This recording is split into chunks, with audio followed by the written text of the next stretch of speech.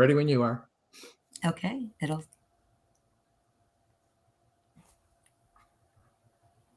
Hello, My Vision Show. We are here with David Pietrobon, getting a deeper peek into the innovative Optik Con Ed platform. David, thank you for joining us today.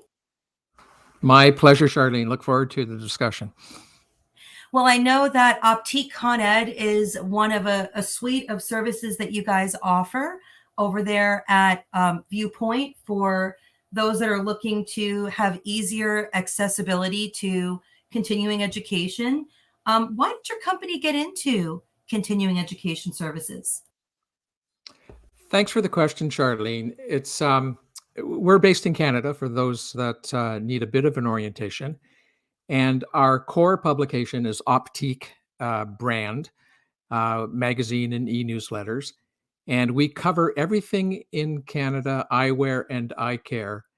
And we say we cover it from A, that's EH question mark, to Z. So we cover fashion frames, industry news, practice management, and clinical content.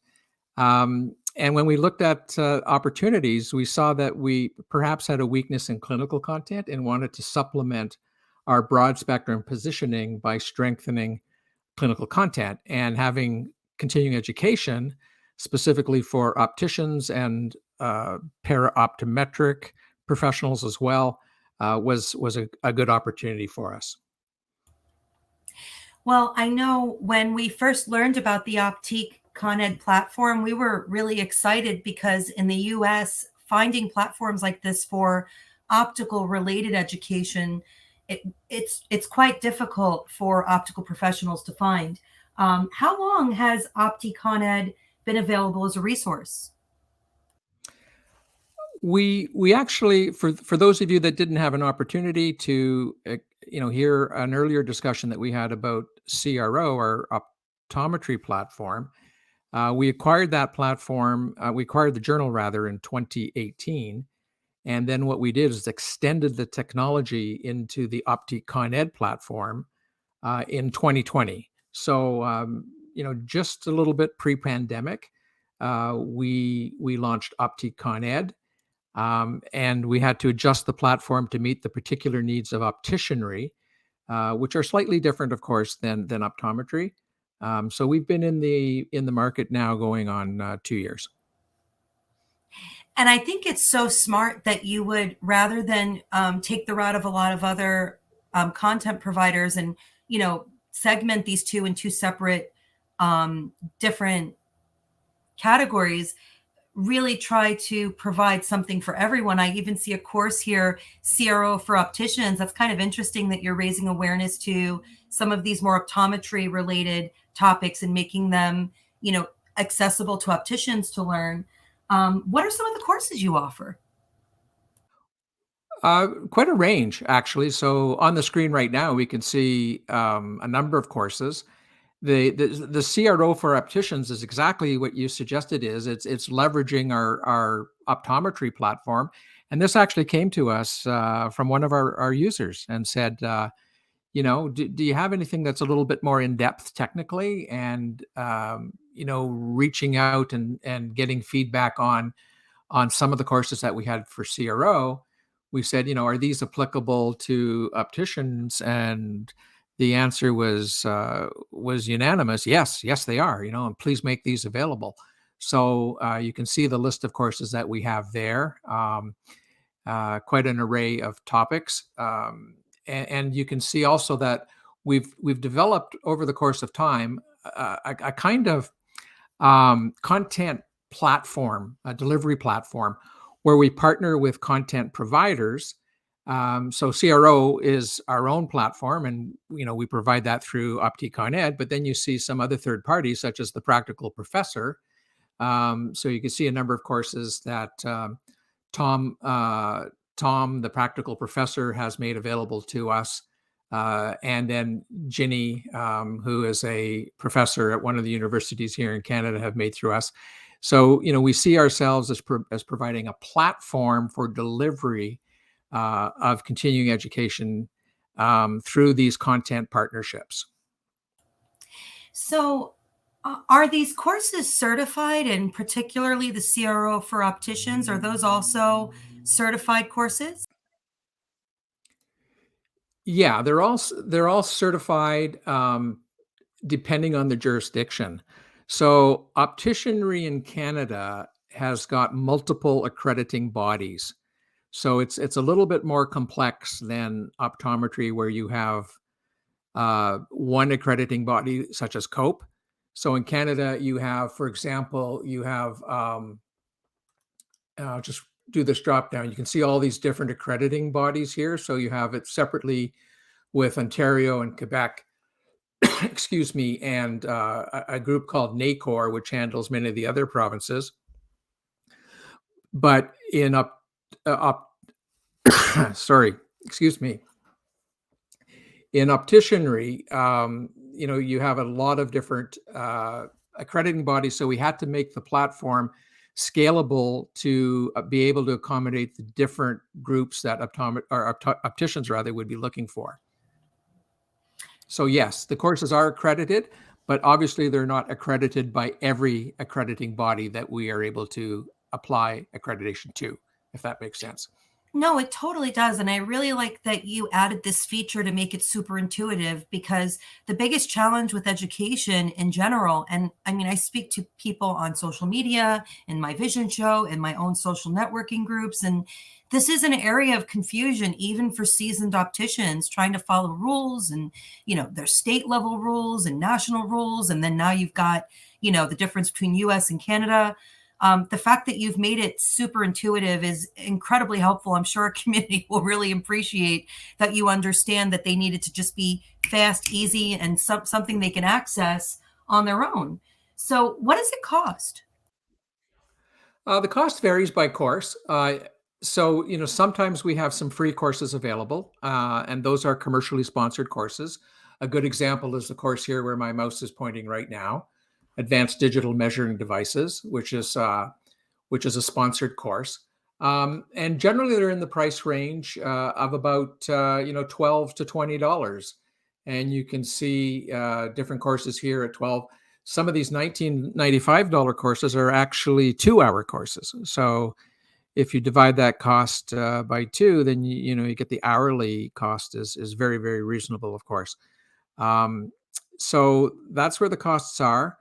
And simply, it's an a la carte menu, and users can select a course that interests them. And I can just take you through very quickly, for example, to show you the platform on this particular course that we're going to. Each course has a course page which shows, the accrediting body. If there were more than one accrediting body, they would show up here in this particular spot. And then people can preview a course. Many of the courses, you can actually see the full course. It depends upon our content partnership arrangement. With this particular course, it's a preview. You click here and you can see that we can also deliver AV courses. So here you meet the instructor, there's a preview and a small teaser. You get chapter 1. This particular course actually is a 7-chapter course, 2 hours. So once you enroll in the course, then the rest of the chapters get exposed, and there's a PDF workbook to go along with the course, etc. So, there's quite a variety. This is an AV course. And then if I go back to the course list, more commonly, there are more simple PDF type courses. So let me just pick one of here, the professor's courses, for example. You can go in and you can view the PDF online. You can download that PDF. You can print it out if you wish to, or just simply view it on screen. And after enrolling and viewing the course, then, you simply take the quiz. And again, the quiz requirements are set by the various regulatory authorities. And you can preview the quiz without taking it, just by starting the quiz and going through the questions. And I'm not going to pretend to know the answers here, just going through and scrolling through to see the questions. But then once you enroll in the course, then you have to, answer the questions, and the question responses are recorded, and if the course taker meets the minimum threshold for passing, they get a certificate, and that's made available to the user in their dashboard.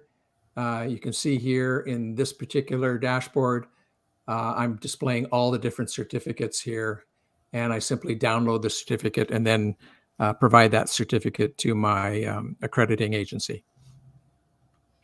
And do you also report this to the agency, or is it the student's responsibility to send that over?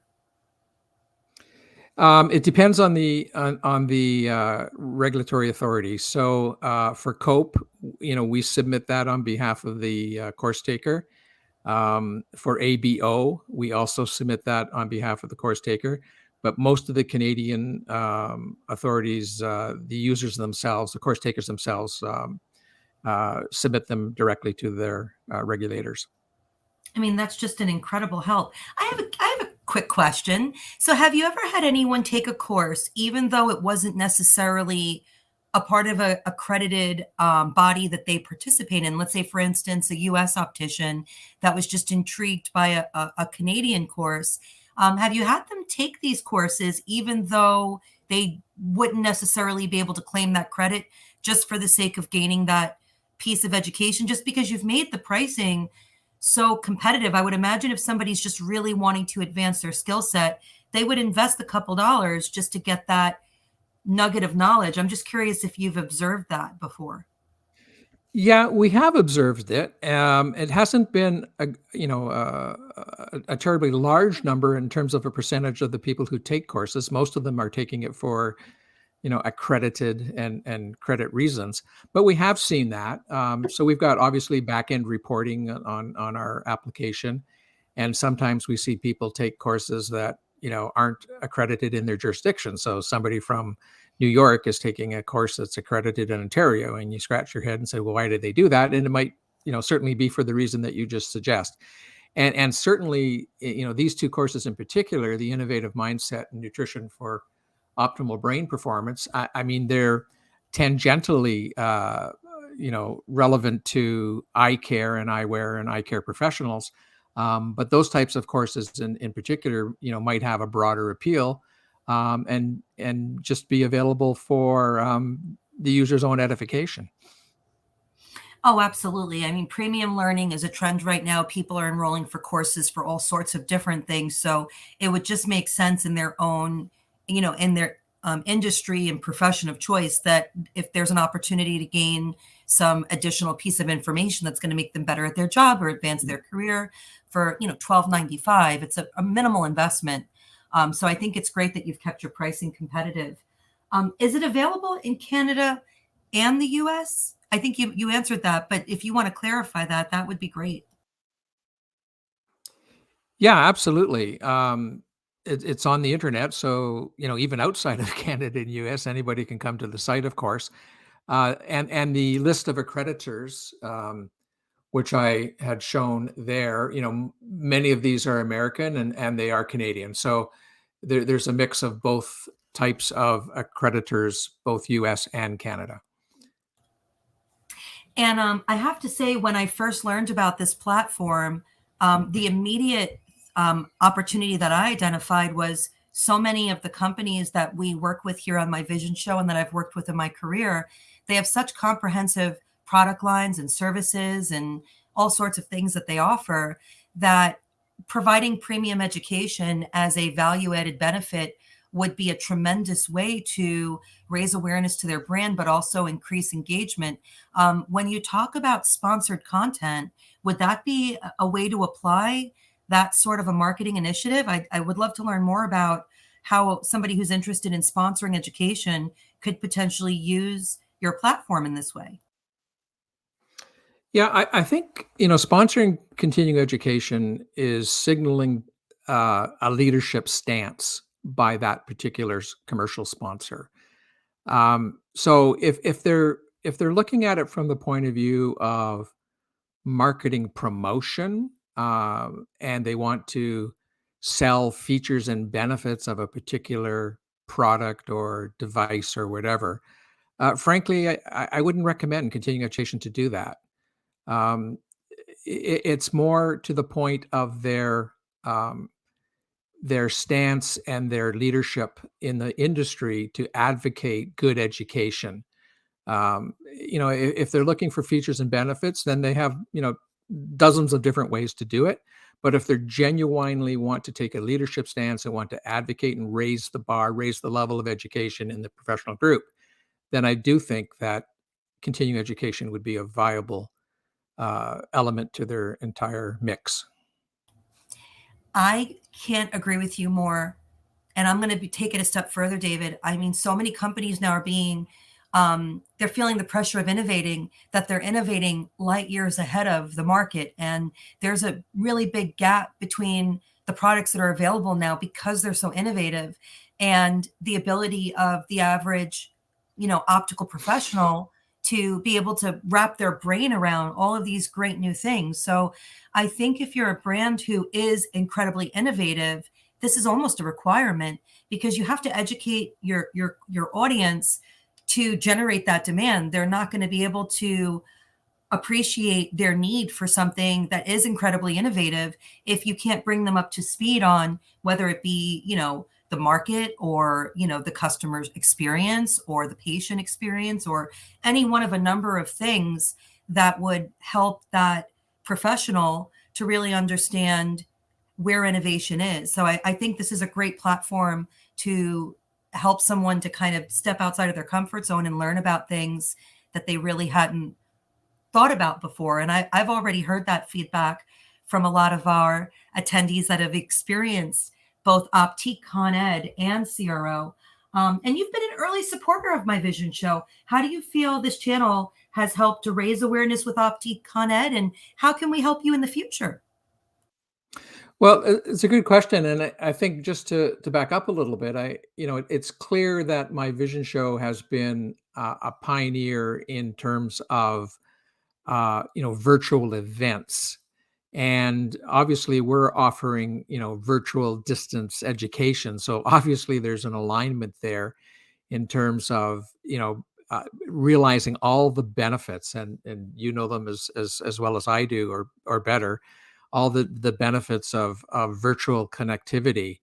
And so I see there's a tremendous alignment there, and it's an opportunity for us to connect our brand with my vision show, because people that are attracted to your show, would be predisposed to engaging interactively online and doing all the types of things where distance isn't an issue. So we've appreciated the opportunity to be part of My Vision Show and use the My Vision Show platform to expand our reach, and in particular to people that understand the opportunities in the virtual world. Well, I definitely appreciate that. And my vision show is powered by collaboration. I mean, your early feedback and you've been very giving of your knowledge and your expertise and experience. And it's helped me tremendously to make sure we're truly addressing the needs of our audience. But I want to go a little bit even further with the connection between how my vision show as a virtual events platform that is a little bit more immersive than typical virtual events and how it could help a user of a distance learning platform like Optik Con Ed get both the benefits of this kind of self-serve on-demand educational platform while still coming into the My Vision show experiences when they're available and even in the future are optical metaverse experiences and connecting with like-minded peers so that even though they're doing this on demand, education, they could still take advantage of the networking. And again, of course, if people can start attending physical events again, then that would be even better. But if that's not a possibility, the networking that comes along with going into physical educational events is something that people still need. So we really love the way that we're able to work together to cover both bases, both the on-demand, self-serve education as well as the networking aspect. Yeah, and it's been a benefit to us that, and it's more than just the bilateral relationship between our company and Optik ConEd and my vision show. Because when you look at the screen in particular, I think there's a third party here, and that's other collaborators. Even aside from commercial companies, which we've talked about earlier, there are so many people out there with vast amount of knowledge and information they can share. And you see two examples here on the screen, Ginny Santos and Tom, the practical professor. There must be many more opportunities of this type where people can share their content and share their knowledge with their peers. And we've built Optik Con Ed in order to pursue that as a network opportunity and a collaboration opportunity. So I like to think of Optik Con Ed not as a service per se, but more as a delivery platform for education, where we can invite in third-party content providers so they can share their knowledge, and we share in the benefits of providing that to a wider audience. I really, really love this. And I feel like where Optik Con Ed can take a little bit more creative liberties, if I can say that, as opposed to CRO Journal, because that's really more about advancing an actual, within the optometry sector. I would imagine you have a little bit less flexibility, but with Optik Con Ed, because as an optician, you do need to understand sales. You do need to understand, marketing, digital or traditional, it doesn't really matter. You need to understand customer service. There's personal development skills. I can tell you from experience, there are one of the things I love the most about my vision show is we've been able to give a voice to people that have always wanted to be a speaker, be a presenter, participate in this way, like you mentioned, but they've really just never had that platform. And there are so many incredible opticians out there with insane amounts of knowledge that I'm sure would love to take advantage of a platform like this. Let me ask you this, because there's a lot of them out there. How would somebody who has a skill or has something to share get involved in Optik Con Ed as a potential future educator? Easy, just reach out. We're open to any type of discussion with respect to an educator that has content that they want to share. By all means, they can reach us. They can use the contact form on our website to reach out. If you want to provide them my personal email and my phone number, more than happy to have someone get in touch and have that discussion. We haven't had as much of an outreach as I would like to have, and this is a huge opportunity through my vision show to encourage that. So just pass on the word, and we can find a way to, as we have done with Tom here, as you can see, create content that he can he can share with his peers. And as you mentioned, I'm sure there's dozens and dozens and dozens of people out there that have the expertise, skill, and knowledge, and don't necessarily have the platform to share it. And we've built that platform.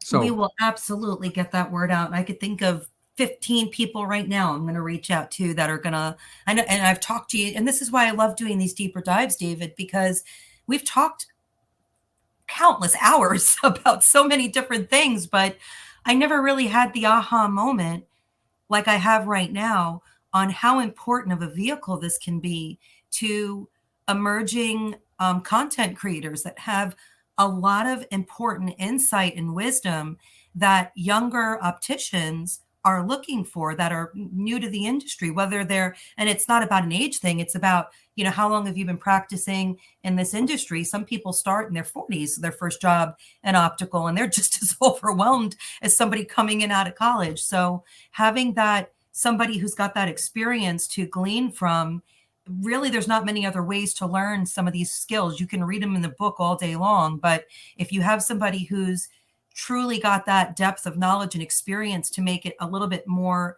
comprehensive, I think that's a gift that we would love to be a part of offering to our industry as a whole. So how long are these credits good for? It varies. Of course, the accrediting agency determines that. Most of the accrediting agencies authorities are granting distance online education for a 3-year period. So they're up there for a considerable period of time. I've heard some talk about some of the time frames being shortened, but they're up for a good period of time. And I don't know if you offer this now, but do you now offer, or will you in the future offer a resource so opticians in different states or even different provinces can understand what the rules and regulations are for their specific state? Oh, that's a good question. That is an onerous task, That's what I to figured. Okay. to to collect all that information and keep it current. I think the best advice is that we ask each of our potential learners to be familiar, and most people are familiar with their own regulatory environment and CE requirements themselves. And we comply with the accrediting agencies with regard to how long the course is accredited for, and of course we follow all their rules and regs. But ultimately, the onus really has to go back to the course learner. There's 50 states, 10 provinces, and keeping track of all that information is quite onerous. So we put that back on the user, to be honest and transparent. Well, just in this conversation, I see tremendous opportunity because of the widening gap that I've noticed in this industry just in the short 5 years that I've been really looking at the resources that are available that are outside of the traditional norms. But what are your plans for the future? Good question. Of course, we want to keep our strategic plans fairly close to the vest. However, I think we can certainly let people know that we want to expand outside of Canada. We've got a good ecosystem and reach within the Canadian market, and obviously extending that into the larger U.S. market would be a huge opportunity for us. So that's one part of our platform going forward. But then also what I had said earlier, I mean, we want to create this ecosystem that is a connector of educators with students, learners, and basically what we had talked about earlier in terms of getting the word out to third-party course content creators and letting them know that we have this platform that we can bring their knowledge to the market. And to be transparent, this involves a revenue sharing as well. It's not something that we're asking them to donate their knowledge to Optik Con Ed. It's a commercial venture, and it has to be on solid grounds. And it's a type of cost and revenue sharing model that we would propose. And case by case, we would dig into the details of that and see if it works for both parties. Well, David, I got to be honest with you, just watching you demonstrate these both platforms, and of course, working with you on so many of the other great projects you've done, like Imaginem and Optique and on, your attention to detail is inspiring because with complex platforms like this, believe me, I can tell you from experience, it is not easy to give a user experience that has this much polish and this much finesse. And I could just see as you're showing me clicking through, it's just so easy, fast, intuitive. So I definitely encourage anyone who is looking to simplify their way of accessing content to sign up both for Optik Con Ed or even CRO if you're an optometrist or para-optometric professional. And in signing off, David, did you have any last things you wanted to cover? No, you've said it very well, and I appreciate the opportunity to be here. The only thing I would say is that it's CE on demand, anytime, anywhere. If you want to take continuing education on a Saturday morning with a cup of coffee and still be in your pajamas, then look us up. We're available. And if we left any questions unopened or unanswered, rather, we'll be leaving ways for you to connect with David in the link below. And David will also be here at various times. There will be a booth both for Optik ConEd and for CRO in My Vision Show. So please sign up, myvisionshow.com. April 28th through May 1st, we'll be here to answer any unanswered questions. Looking forward to that. Thank you very much, Charlene. You as well, David. Thanks again. Take care.